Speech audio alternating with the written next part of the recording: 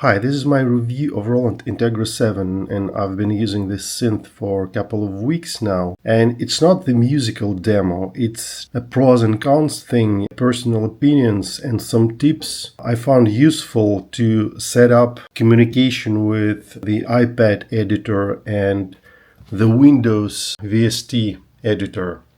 Let's start with the PC connection. And one thing not well reflected in the manual is that to make it work, you have to go to the menu, then System. And here we need to go to the leftmost tab called Setup. And here under USB driver, make sure we have MIDI plus audio selected, not just MIDI, which is by default. And this is because if we look at the MIDI ports that it exposes, we see that we have this INTEGRA-7, which is a normal MIDI port to send notes and CC information, but also this control port, which is exclusively for communication with the editor, and it shouldn't be occupied by the door. And again, it only works if we have USB set to MIDI plus audio here. And also, if we go to the MIDI tab, memorize this device ID we have here. It's 17 in our case. Because then we have to go to Utility here to set up the communication. And here under Device, we have device ID 17 should match the number we have here in the menu. And these ports, input device and output device, should be set to these control ports. Now, the connection should be established, and if we press read, yes, I'm sure, it should retrieve all the information from the device. And as you see, it takes quite a while. And the most annoying thing is that sometimes it loses the connection, it forgets its USB ports, and you have to set them manually again.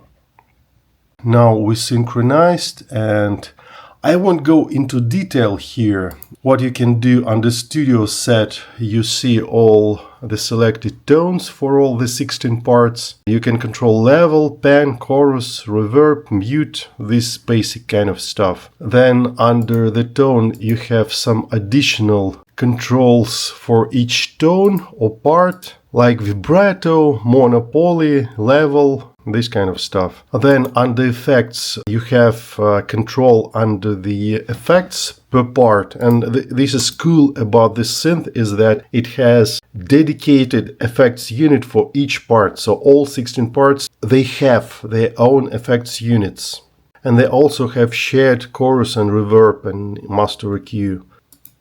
Motional surround places all these instruments on a kind of virtual panorama, but I don't use it much. Then some system-wide settings, and then expansion boards. We can have just up to 4 of them loaded. And by the way, here on the top we have this printed block diagram, which is pretty nice. It explains the structure of the instrument. And we have these 12 expansion boards and 4 additional supernatural banks. You can see the full list here.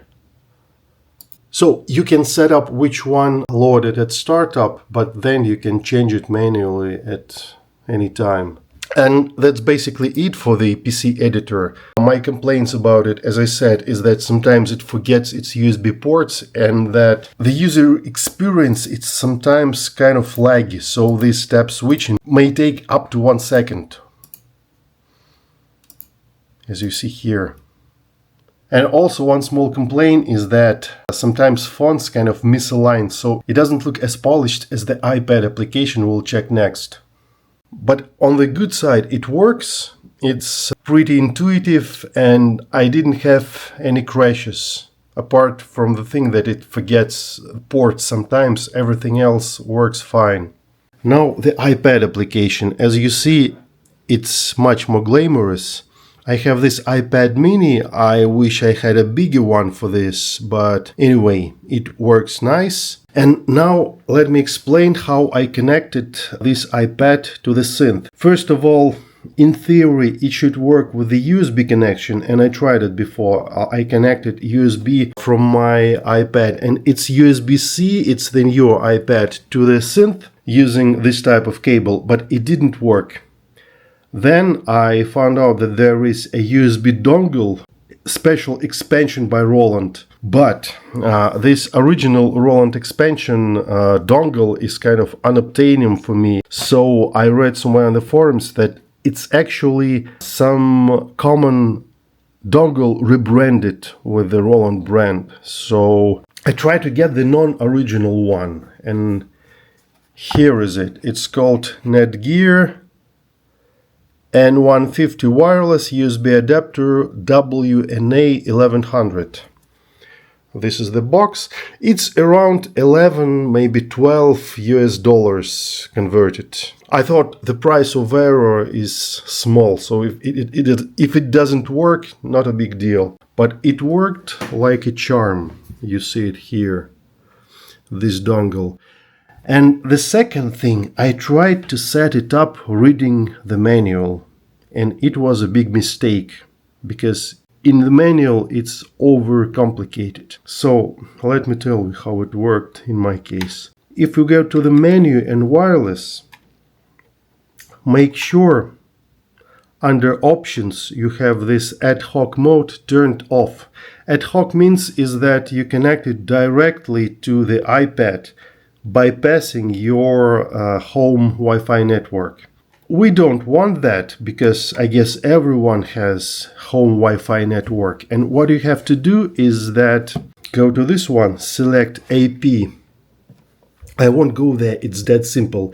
Just if you go there, press enter, it gives you a list of your Wi-Fi networks. You select your home one and you enter the password using this jog dial, which takes some time, but you only have to do it once. It will remember the settings on the next boot. Then in the application itself, you go to this gear like settings. And here under MIDI devices, you select INTEGRA-7, which will likely be the only one. You have to select it even though it's the only one there. This was counterintuitive to me, so I kind of spent quite a while on this as well. Once you did this, you're fine. Just to check, so then you press the read button and it spins for a while. And once it stops spinning, if you don't have any connection error message, that's fine. It's working. And now let's first go through the tabs quickly. Here you have your basic mixer, like levels and pan and mute, this kind of stuff. Then the tone, it's the tone selection. And it's probably the coolest part. Apart from level, pan, chorus, reverb, the same basic kind of stuff. You have the patch selection here, and it shows the category search in a nice way, like electric pianos. Pick up the one you like.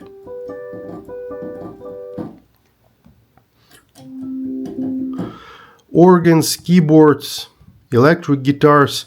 I won't go into sounds right now, just it's really nice and convenient sound search, and it has a huge amount of sounds. So if you want just to have taste of its sound palette, you have to spend a few nights doing only this. And then we have this motional surround, like placing instruments on the virtual space, which I don't use.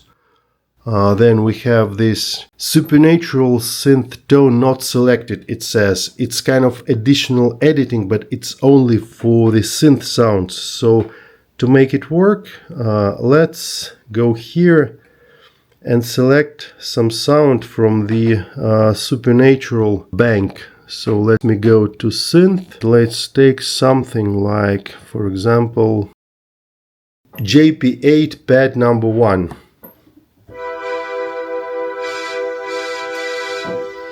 Okay, now let's go here, and we have 3 partials here, just to make sure that my editings work. It has kind of 3 layers, 3 partials, as Roland calls it. So I muted all except one, and now just let's check if this cutoff filter works, for example. Sorry, my one hand is holding the camera, so I can't do it at the same time. But as you hear, it works.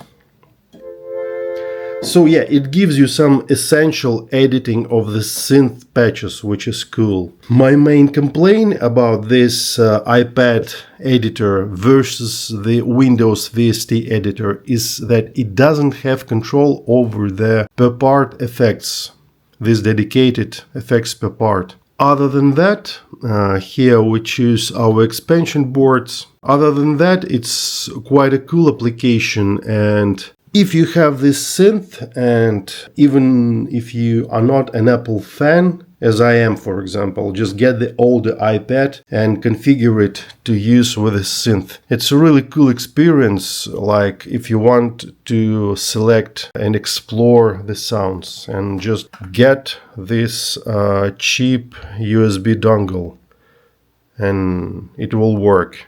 And finally, some of my thoughts about the sound palette and the overall impression of this instrument. What I like is that it has really huge sound palette, and most of these sounds are usable, and this is fantastic. Because if we take many other synths, it happens often that looks like sound designers need to fill the bank with something, and they try to make more variety, more experimental sounds, and most of them do not sound usable, like some weird experiments. And here, almost any sound you can pick up randomly, it will work. And what I also like, if we, for example, look at the pads, the names are not super inventive. It like just says, as you see, JP8 strings 1, JP8 strings 2, just a slightly different JP8 strings 3. It's just variations of the same sound. They didn't invent weird names, and this is cool because for me it's much more convenient than having a bunch of random creative names which give you no idea which kind of sound is that. I like this concept of simple sound naming with variations, so if you prefer to use presets, this is just super convenient.